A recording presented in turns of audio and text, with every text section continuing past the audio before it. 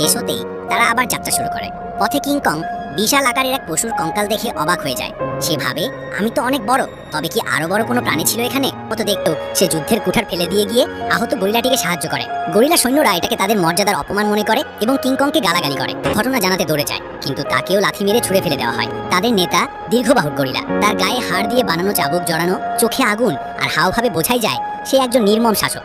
দীর্ঘবাহুর gorilla এক লাফে নিচে নেমে আসে, ধীর পায়ে হেঁটে সামনে এগোয়। সবাই তখন মাটিতে মাথা নিচু করে দাঁড়ায়, শুধু কিংকং দাঁড়িয়ে থাকে। নেতা তার চারপাশে ঘুরে দাঁত খুলে দেখে কিংকং এর মুখে নকল মানুষের দাঁত। কিংকং রেগে যায়, নেতা তার চাবুক নাড়ে, অন্য গরিলারা মাটিতে আঘাত করে গর্জন দেয়। এই সময় নেতা হঠাৎ আক্রমণ করে বসে। কিংকং তার যুদ্ধের কুঠার তুলে নিয়ে হামলা করে, কিন্তু নেতাও কম চালাক না হলে নেতা হয় কিভাবে? এইবার চাবুক দিয়ে কিংকং এর গলা পেঁচিয়ে ধরে, কিন্তু কিংকং তাকে ছুঁড়ে ফেলে দেয়। পাহারাদাররা সাহায্য করতে চাইলেও নেতা তাদের থামিয়ে দেয়। গরিলারা উল্লাসে গর্জন দেয়। নেতা হঠাৎ হাড়ের চাবুকের মাথা দিয়ে ইশারা করে এবং বিশাল এক পাথর এনে লাভার প্রবাহ আটকে দেয়।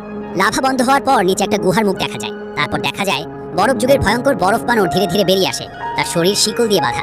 সে গর্জন করে ওঠে। নেতা এক হাতে তার দিকে ইশারা করে। বরফ বানর কিংকং এর দিকে বরফের শ্বাস ছুড়ে মারে। কিংকং কুঠার দিয়ে প্রতিরোধ করে, কিন্তু বরফ বানর আবার আক্রমণ করতে